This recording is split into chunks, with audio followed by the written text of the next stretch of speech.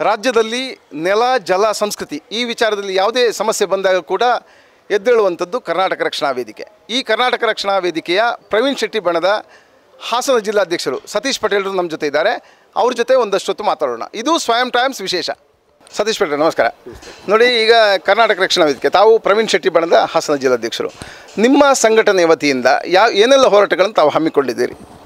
ನೋಡಿ, ರಕ್ಷಣಾ ವೇದಿಕೆ 1999 ಶುರುವಾಯಿತು. ಆ ಯಾವಾಗ ಶುರುವಾಯಿತು ಅವತ್ತಿಂದ ಸಹ ನಾನು ಸಂಘಟನೆ ಕಟ್ಕೊಂಡ್ಬಂದು ಈ ಜಿಲ್ಲೆಯಲ್ಲಿ ನಾನೇ ಕಟ್ಕೊಬರ್ತಾ ಇರೋದು. ಇವತ್ತು ಕಟ್ತಾ ಇರೋದು ನಾನೇ. ನಮ್ಮದು ಕರ್ನಾಟಕ ರಕ್ಷಣಾ ವೇದಿಕೆ ಮೂಲ ಉದ್ದೇಶ ಏನಂತಂದರೆ ನಾಡು ನುಡಿ ನೆಲ ಜಲ ಸಂಸ್ಕೃತಿಯನ್ನು ಕಾಪಾಡೋದು ಮತ್ತು ಈ ನಾಡಿಗೆ ಧಕ್ಕೆ ಆದಾಗ, ನಾಡಿನ ಹೆಣ್ಮಕ್ಳಿಗೆ ಧಕ್ಕೆ ಆದಾಗ, ಪರಿಸರಕ್ಕೆ, ಈ ನಾಡಿನ ಪರಿಸರಕ್ಕೆ ಮತ್ತೊಂದಿಗೆ ಧಕ್ಕೆ ಆದ ಸಂದರ್ಭದಲ್ಲಿ ನಾವು ಹೋರಾಟ ಮಾಡ್ತೀವಿ. ಬೀದಿಗಿಳಿದು ಹೋರಾಟ ಮಾಡುವಂಥ ದೊಡ್ಡ ಸಂಘಟನೆ.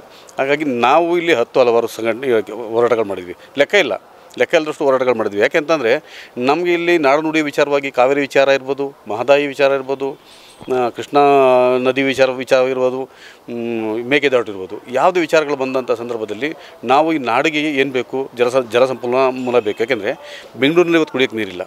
ಆ ವಿಚಾರವಾಗಿ ನಾವು ಮೊದಲಿಂದ ಬಾಯಿ ಬಡ್ಕೊ ಬರ್ತಾ ಇದ್ದೀವಿ. ಏನಂತ ನಾವು ರಾಜ್ಯ ಸರ್ಕಾರಕ್ಕೆ ಇರ್ಬೋದು, ಕೇಂದ್ರ ಸರ್ಕಾರಕ್ಕೆ ಎಚ್ಚರಿಸ್ತಾ ಇದ್ದೀವಿ.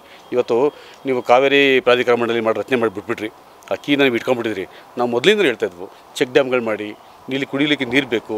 ಇಲ್ಲಿ ಕರ್ನಾಟಕಕ್ಕೆ ಕುಡಿಯೋಕ್ಕೆ ನೀರನ್ನ ನೀವು ಎಷ್ಟು ಬೇಕು ಎಷ್ಟು TMC ಬೇಕು ಅದನ್ನು ಶೇಖರಣೆ ಮಾಡೋವಂಥ ಸಾಮರ್ಥ್ಯನ ವೃದ್ಧಿಸ್ಕೊಳ್ಳಿ ಅಂತ ಹೇಳ್ಬಿಟ್ಟು ನಾವು ಹೇಳಿ ಪ್ರತಿಭಟನೆ ಮಾಡ್ಕೊಂಬಂದು ಇವತ್ತು ಅರ್ಥ ಆಗ್ತದೆ. ಯಾಕೇಳಿ ಮಳೆಗಾಲ ಇವಾಗ ಬರ ಬಂದಿದೆ ಇವತ್ತು ಅರ್ಥ ಆಗ್ತದೆ, ಇದು ಸರಿ ಅಂತ ಹೇಳ್ಬಿಟ್ಟು. ಆದ್ರೂ ಇವ್ರಿಗೆ ಇಚ್ಛಾಶಕ್ತಿ ಇಲ್ಲ.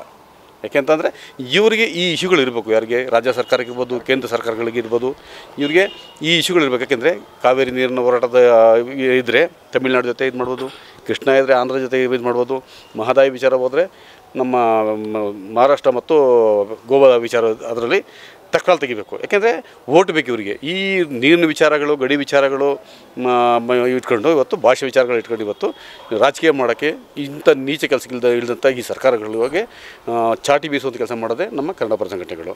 ಹಾಗಾಗಿ ಇಲ್ಲಿ ಅದರ ಜೊತೆಗೆ ಈ ಹೈವೇ ಇರ್ಬೋದು. ಇವತ್ತು ನಮ್ಮ ಸ್ವಯಂ ಟೈಮ್ಸ್ ಅವರು ನಾವು ಸೇರಿಕೊಂಡು ಇವತ್ತು ಸಕಲೇಶ್ಪುರದಿಂದ ಮುಂದಕ್ಕೆ 10 ಕಿಲೋಮೀಟ್ರ್ ಏನು ಡಾಂಬರ್ ಆಗಿರಲಿಲ್ಲ, ಅದನ್ನು ಮಾಡಿದ್ವಿ ನಾವು. ಆಮೇಲೆ ಆನೆಗಳ ವಿಚಾರದಲ್ಲಿ ತುಂಬ ತೊಂದರೆ ಆಗ್ತಾಯಿತ್ತು. ನಾವು ಹೊಸಕೊಪ್ಪನಲ್ಲಿ ಇದೇ ನಮ್ಮ ಸ್ವಯಂ ಟೈಮ್ಸ್ ಅವ್ರ ಜೊತೆ ಸೇರಿಕೊಂಡು ನಾವು ಕೆಡ್ಡ ತೆಗೆದ್ವು. ಇವತ್ತು ಆ ಭಾಗದ ಆನೆಗಳೇ ಇಲ್ಲ, ಹೋಗಿದೆ. ಅಂಥ ತೊಂದರೆಗಳೆಲ್ಲ ನಾವು ಅಂಥ ಹೋರಾಟಗಳ ಜೊತೆ ಹೋರಾಟಗಳೆಲ್ಲ ಮಾಡ್ಕೊಂಡ್ಬಂದಿದ್ವಿ. ಮತ್ತು ಹಲವಾರು ಎಂತ ಅಂದರೆ ಈ ರಸ್ತೆ ವಿಚಾರ ಇರ್ಬೋದು, ಜನಸಾಮಾನ್ಯರಿಗೆ ಯಾವ್ದಾರ ತೊಂದರೆಗಳಾದರೂ ಇರ್ಬೋದು, ಈಗ ಪೆಂಡ್ರೆ ವಿಚಾರ ಹೇಳ್ತಿದ್ದಾರೆ. ನಮ್ಮ ಹಾಸನ ನಾವೇನು ಮಾಡಿದ್ವಿ? ನಮ್ಮ ಹಾಸನದ ಹೆಣ್ಮಕ್ಳು ಏನು ಮಾಡಿದ್ದಾರೆ ನಾನು ಹೇಳ್ತಿರೋದು. ಇಲ್ಲಿ ಇವನು ಹಾಸನದಿಂದ ಹಿಡಿದು ಬೆಂಗಳೂರಿಂದ ದಿಲ್ಲಿ ಅಂತ ನೀವೇ ಕೊಡ್ತೀರಿ ಅಲ್ವಾ? ನಮ್ಮ ಹಾಸನ ಜನ ಏನು ಮಾಡಿದೆ? ಹಾಸನವೇ ಪವಿತ್ರ ಕ್ಷೇತ್ರ ಇದು, ಹಾಸನಾಂಬೆ ಇರುವಂಥ ಕ್ಷೇತ್ರ ಇದು. ಹಾಸನ ಪವಿತ್ರವಾದ ಕ್ಷೇತ್ರ, ಸಾಂಸ್ಕೃತಿಕ ನಾಡು, ರೈತರ ಬೀಡಿದು, ಆಯಿತಾ? ಹಾಗಾಗಿ ಇಂಥ ಜಿಲ್ಲೆಗೆ ಮಸಿ ಬಳಸೋಂಥ ಕೆಲಸಗಳನ್ನ ಮಾಡ್ತಾಯಿರೋದು ನಮಗೆ ತುಂಬ ಬೇಸರವಾದ ಸಂಗತಿ. ಯಾಕೆಂದರೆ ಮಂಡ್ಯದಿಂದ ಬಂದಂಥ ಹೆಣ್ಮಗಳು ಇಲ್ಲಿ ಈ ಪೆಂಡ್ರವಲ್ ಹಗರಣದಲ್ಲಿದ್ದಾರೆ, ಬೆಂಗಳೂರಿಂದ ಬಂದವರು ಇದ್ದಾರೆ. ಇಲ್ಲಿ ಬರೀ ಹಾಸನ ಹೆಣ್ಮಕ್ಳಿಲ್ಲ. ನೀವು ಹಾಸನ ಹೆಣ್ಮಕ್ಳು ಅಂತ ಮಾಡ್ತಾಯಿದ್ರಿ. ಇಲ್ಲಿ ರಾಜ್ಯದಿಂದ ಮೂಲೆಯಿಂದ ಬಂದಂಥವರು ಸಹ ಇಲ್ಲಿ ಹಾಸನದಲ್ಲಿ ಸೇರ್ತಾ ಇದ್ದಾರೆ. ಯಾಕೆಂದರೆ ಇಲ್ಲಿ ವಾಸವಾಗಿರೋಕ್ಕೆ ಯೋಗ್ಯವಾದ ಸ್ಥಳ ಅಂತ ಇರ್ತಾಯಿದ್ದಾರೆ. ಹಾಗಾಗಿ ಹಾಸನ ವಿಚಾರವನ್ನು ಬಿಟ್ಟು ಇಂಥ ನೀಚ ರಾಜಕಾರಣಿಗಳನ್ನ ಅವ್ರ ಹೆಸರು ಹೇಳಿ ಯಾರು ತಪ್ಪು ಮಾಡಿದ್ರೆ ಅವ್ರನ್ನ ಹೇಳಿ. ಆದರೆ ಊರನ್ನ ಸೇರಿಸೋದು, ಆ ಕುಟುಂಬ ಸೇರಿಸೋದು ಇದು ತಪ್ಪು. ಹಾಗಾಗಿ ಈ ವಿಚಾರದಲ್ಲಿ ನಾವು ಹಾಸನ ವಿಚಾರ ಯಾರೇ ಬಂದರೂ ಸಹ ಅವ್ರು ವಿರುದ್ಧವಾಗಿರ್ತೀವಿ ಅಂತ ಹೇಳ್ಬಿಟ್ಟು ನಾವು ಕರ್ನಾಟಕ ರಕ್ಷಣಾ ವೇದಿಕೆ ಹಾಸನ ಜಿಲ್ಲಾ ಘಟಕ ನಾವು ಹೇಳ್ತೀವಿ. ಕ್ರೈಸ್ಟ್ ಕಿಂಗ್ ವಿದ್ಯಾಸಂಸ್ಥೆ ಕಾರ್ಕಳ ನಿಮ್ಮ ಮಕ್ಕಳ ಭವಿಷ್ಯಕ್ಕಾಗಿ ಒಂದು ಉತ್ತಮ ಆಯ್ಕೆ. ದಾಖಲಾತಿ ಈಗಾಗಲೇ ಪ್ರಾರಂಭಗೊಂಡಿದೆ. ಈ ಕೂಡಲೇ ಸಂಪರ್ಕಿಸಿ.